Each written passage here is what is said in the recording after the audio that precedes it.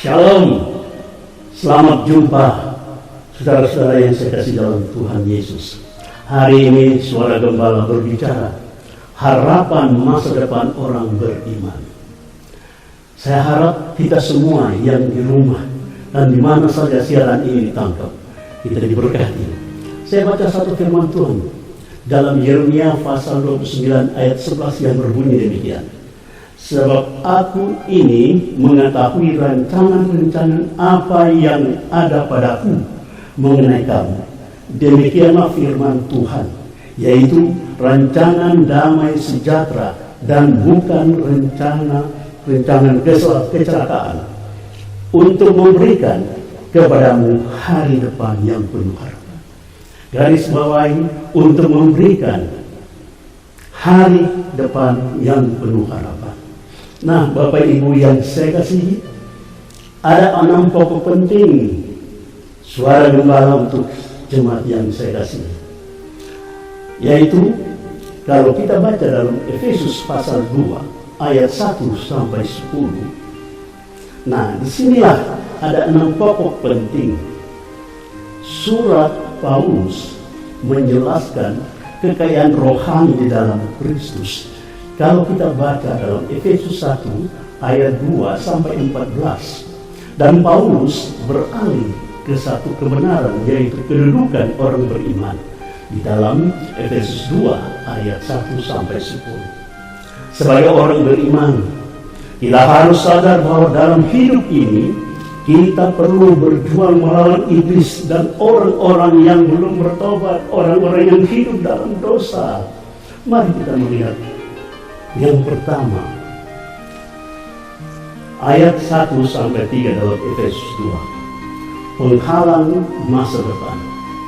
Orang beriman sering juga berhadapan dengan orang-orang berdosa, orang-orang yang belum lahir baru. Dikatakan dalam ayat 2, adat istiadat kekafiran di setiap tempat, kuasa-kuasa kegelapan yang menguasai manusia, orang-orang yang menyembah berhala, hidup dikuasai oleh hawa nafsu, dikatakan dalam ayat 3, hidup dalam kutuk, di bawah kutuk murka Allah.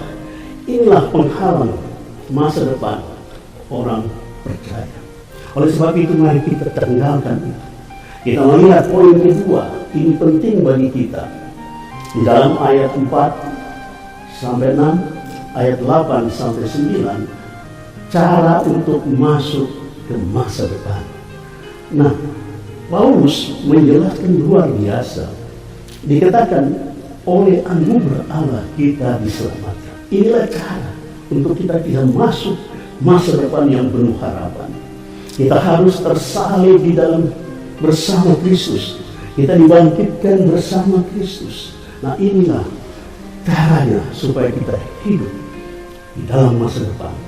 Nah, Bapak Ibu yang saya kasihi, di poin ketiga kita melihat, kita belajar dari firman Tuhan ayat 6, tempat untuk masa depan kita.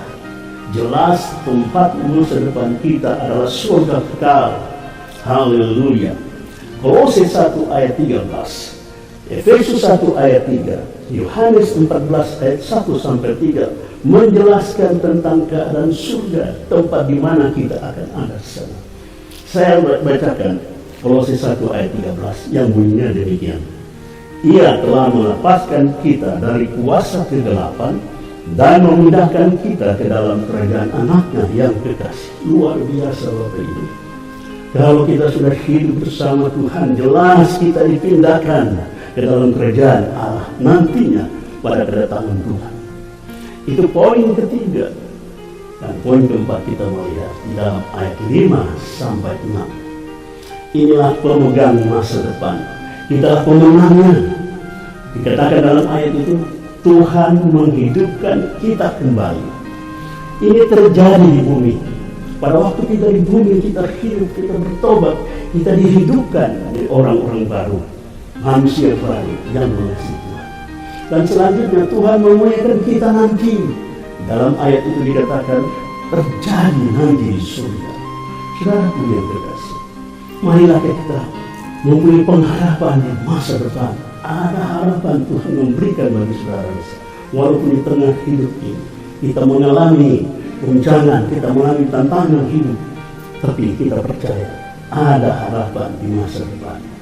Poin kelima kita lihat di dalam ayat itu, kalau kita baca di sana, saudaraku, inilah jaminan masa depan saudara dan saya. Ayat itu berkata, Tuhan memelihara kita. Inilah jaminan kasih karunia Allah bagi kita di bumi dan di surga. Sementara hidup di bumi, kita sudah mengalami jaminan Tuhan itu. Luar biasa Bapak Ibu. Jadi mari Bapak Ibu, dalam situasi apapun, percayalah Tuhan tidak pernah meninggalkan saudara. Walaupun kita diizinkan mengalami situasi yang tidak enak saat ini, tapi kita punya harapan masa depan. Yang keenam, poin keenam, ayat 10. Ini ayat 10 luar biasa. Inilah persiapan sebelum masa depan kita. Tuhan membuat persiapan untuk saudara dan saya. Allah buat pada saat kita bertobat, yaitu sementara hidup di bumi, kita diciptakan di dalam Kristus. Ayat itu berbicara tentang saudara dan saya diciptakan di dalam Kristus. Saudara, ini luar biasa. Untuk masuk masa depan, kita mengalami ciptaan baru dulu di bumi. Dan ayat 10 yang lain berbunyi begini, kesaksian hidup kita melakukan pekerjaan baik dan menyaksikan perbuatan baik. Inilah berbicara, bertindak sama. Luar biasa firman Tuhan ini. Mari Bapak Ibu, kita tetap setia kepada Tuhan, punya harapan masa depan. Tuhan sudah bekerja bagi saudara, dan sekarang biarkanlah Tuhan bekerja di dalam saudara dan melalui saudara. Saudara, Tuhan ingin saudara diberkati dan menjadi berkat bagi sesama kita, supaya kita juga bisa menyenangkan hati Tuhan, menyenangkan sesama. Saudara, ini pesan saya bagi Bapak Ibu. Ada harapan masa depan bagi kita.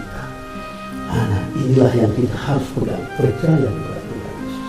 Jadi pesan saya sebagai suara gembala untuk Bapak Ibu, setialah kepada Tuhan, punyalah iman, percaya, berharaplah kepada Dia. Dia tidak pernah melupakan kita. Di dalam nama Tuhan Yesus, amin.